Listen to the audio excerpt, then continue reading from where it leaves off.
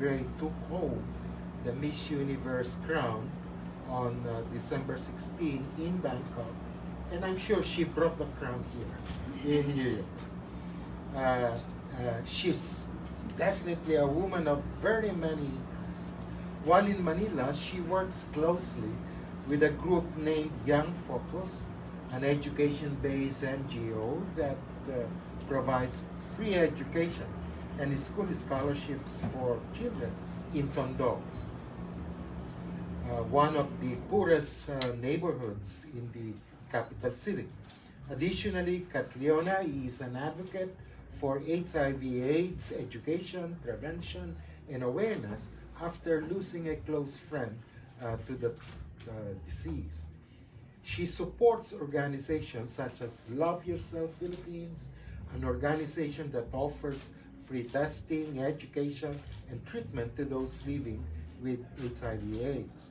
And now, as Miss Universe, Catriona will work with other nonprofit organizations in the US like God's Love, We Deliver, Latino Commission on AIDS, Gay Men's Health Crisis, among others. With a passion for the creative arts, Catriona received her master's certificate in music theory from Berklee College of Music and has recorded her first single to benefit charity organizations throughout the Philippines. And she has 4 million followers on Instagram, 1.4 million followers on Facebook, and 459,000 following her on Twitter. So you can't miss her. She's the tallest of us all. And definitely the most beautiful. It's great. Maraming salamat po, Consulate General. I just want to say thank you everyone for being here today. Yes. I feel like I've taken a step back home to the Philippines seeing you all. I am a little bit homesick, but I am going back for my homecoming mid-February. So this month po, very, very excited. I want to first say thank you to Conjen Cristobal for having me, Miss Olive, and everyone from the staff here for making this possible for me to spend a little bit of time with you here today. This place holds a very special place in my heart ever since 2016, where I was taken very good care of from the Philippine Consulate, and I am very, very happy to be back. It's been a wonderful 2 months so far po, and I am really, really so excited to go home and see everyone for the homecoming. Okay, so we can now start with the Q&A portion. First question, yes, Carol? Hello, I'm Carol Tanhudko, Inquirer and Eagle Eye Broadcasting, and I have here my viewers in fact.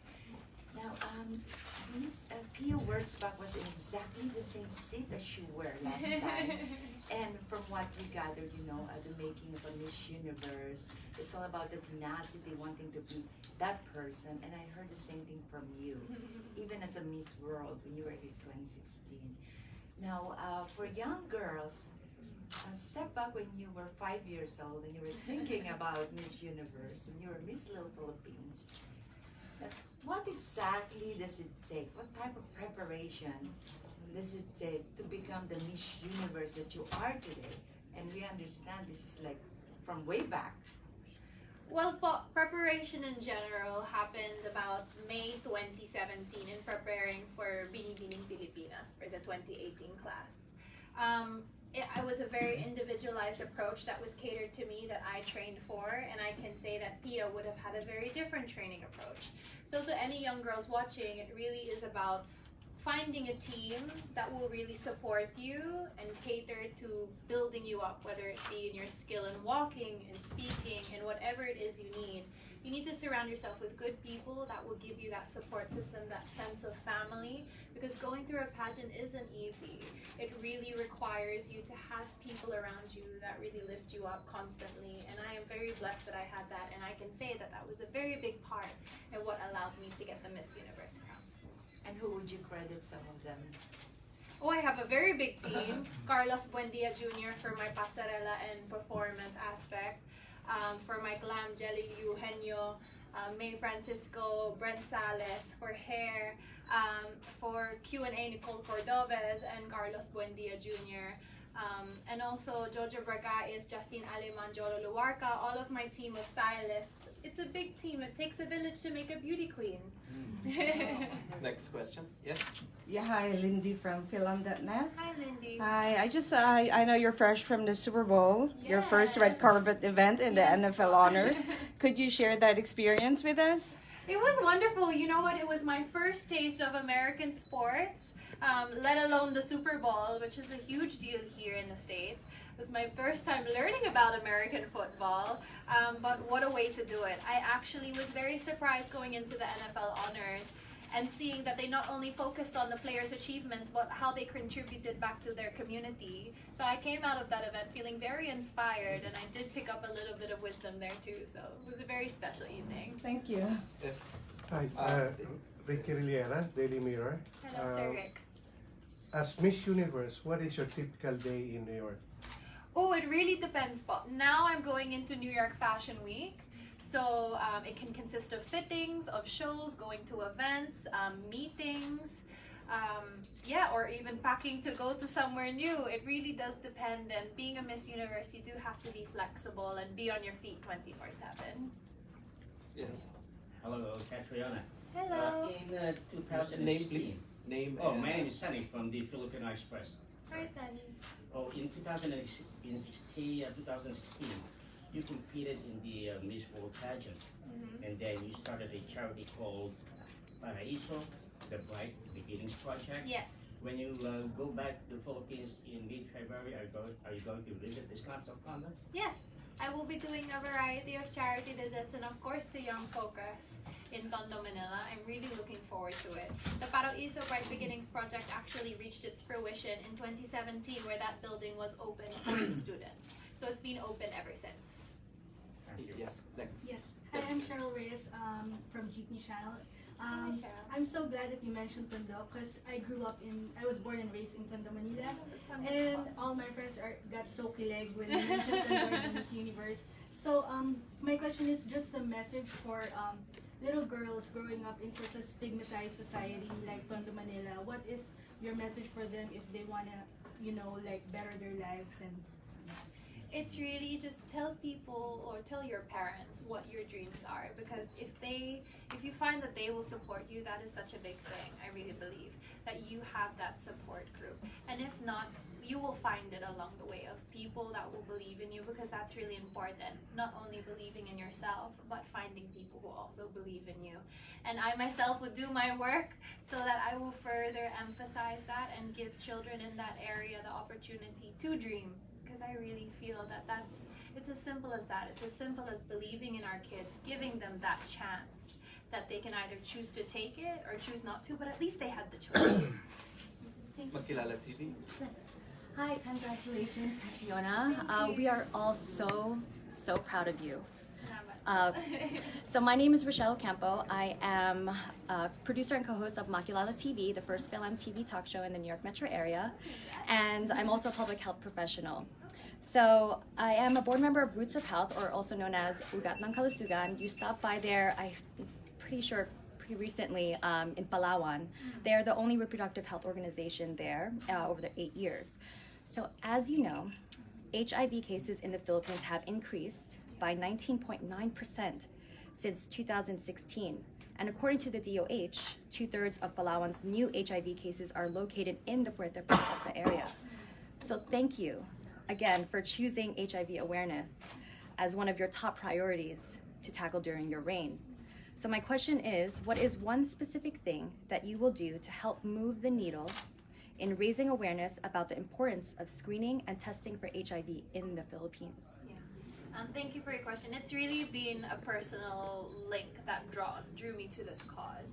And upon being a volunteer at Love Yourself Philippines, talking to volunteers and also having friends who have their own experiences, or a friend who's had an experience, or a family member who's had an experience, there is an incredible amount of fear around HIV and AIDS. And also, people don't know the truth about it, because at the end of the day it is a medical condition, but we've stigmatized it so much. There's so much fear attached to it, and as a consequence we have a lot of young people, or people of all ages, but most young people who are at the most risk, just are scared to get tested, are scared to ask the question to a medical professional.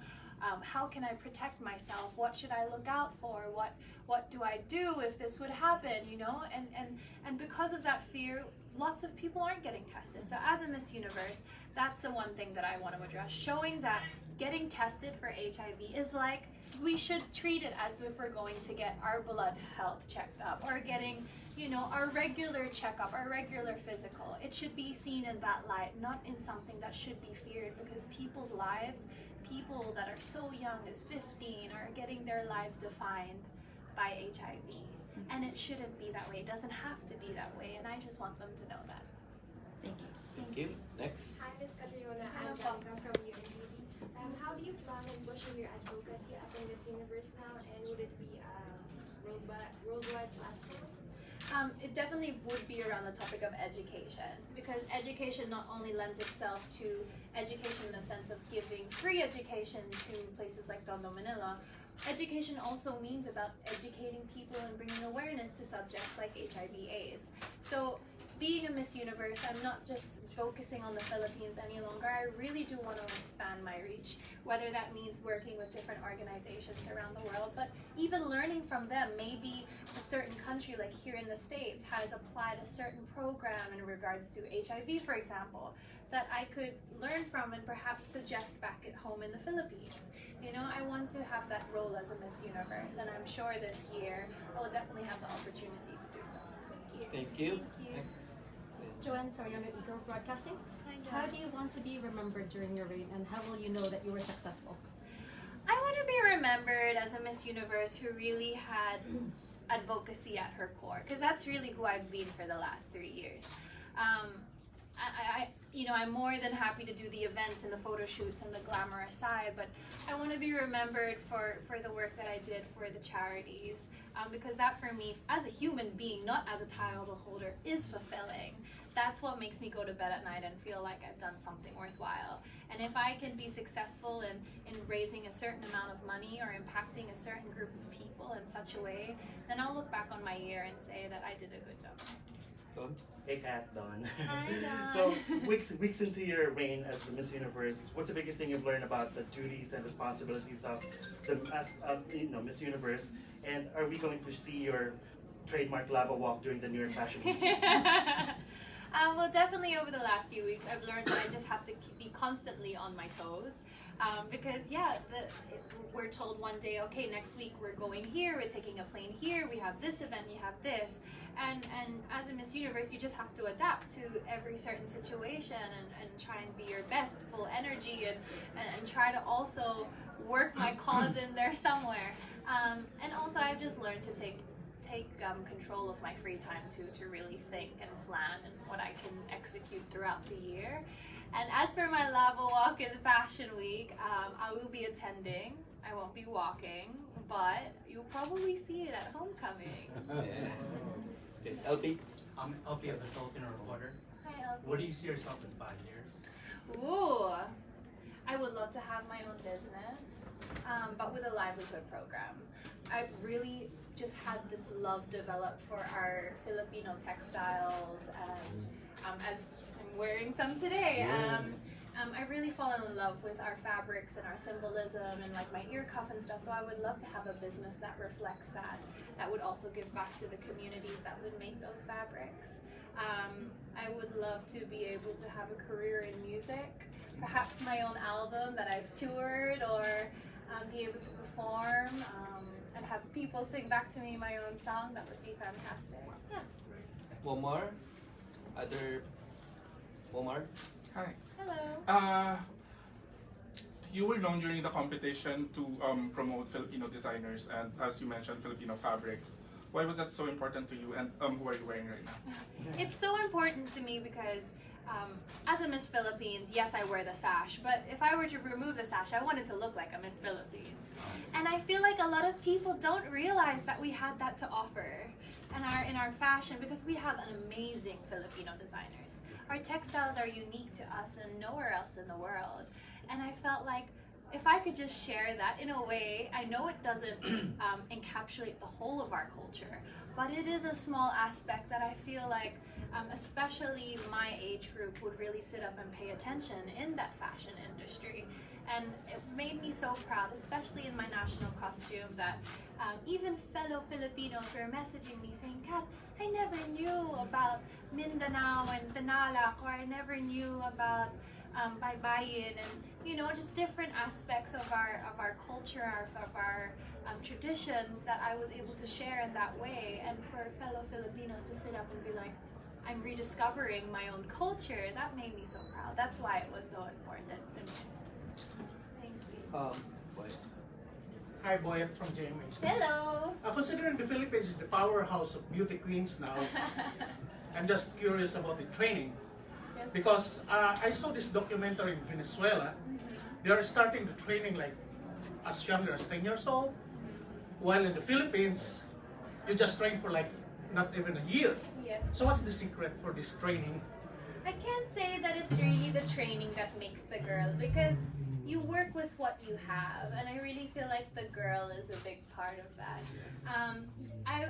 There have been girls that have approached me and said, Kat, like, what's the secret to your training? But I said, girls, if you only knew how hands-on I was and how much work I put in when no one was watching, when I was by myself, you could have my exact same team and it wouldn't guarantee you the same results.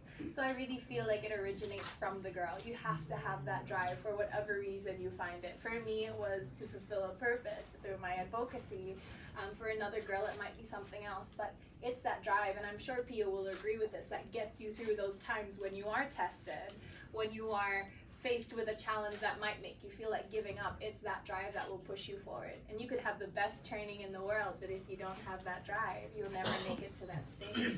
But you agree with me that Philippines is the powerhouse now for beauty queens? I think we're definitely setting a new standard. Hey, Kat. Hi. Has your perspective in life, life goals to be specific, changed when you became Miss Universe? Definitely. I really made such an effort every step of the way to remain humble through it all, because with this great success, I always remember what I went through to get here, all the people that helped me get here. It was definitely not done by myself. But you know what? I'm so blessed to be able to like really think and consider that, you know, next year I could buy a retirement house for my parents, be able to provide for them in that way, and really have this platform to do all that work and those projects that I've been dreaming about for my charity. So it is such a magical time for me. So many things that I would love to do, and now that I have the opportunity to do that, I'm just so excited. Good luck in your time. Thank you. We have time for one or two questions. Okay, yes. You are from Bicol, Opo. and I was wondering if you have been there, and what is your impression of Bicol? I've been there only a handful of times po. I went there for the initial time with my mother. That was very sentimental for me, because we drove by like her school where she went to primary school, and the church that my lola used to bring them. I never had the opportunity to meet my grandparents on my mother's side. So to feel that kind of connection through my mother to them was very special for me. I love the food in Bicol. I also did an ATV ride up the Mayon volcano, one of the bases, so I really love that also. But yeah, just seeing my family there, it's really a sentimental place for me more than anything. Okay, the last question. I'm Grace from GMA TV. Hi, Grace. You know, we are doing a lot of traveling. Which country do you like to visit in the next few months? I would love to go somewhere I've never been before. And because, you know, just experiencing a new place as Miss Universe, being able to do either an event there or maybe even work for a charity there, I think that would be such an amazing way to look back and think of my first time in this country was like this. and to experience it in that way. So anywhere that I've never been before. Yeah. So thank you, Kat. Thank you, Conja. Thank you, everyone, for coming here. And we would like to invite all of you to please let's have a family picture with. I'll say it from back.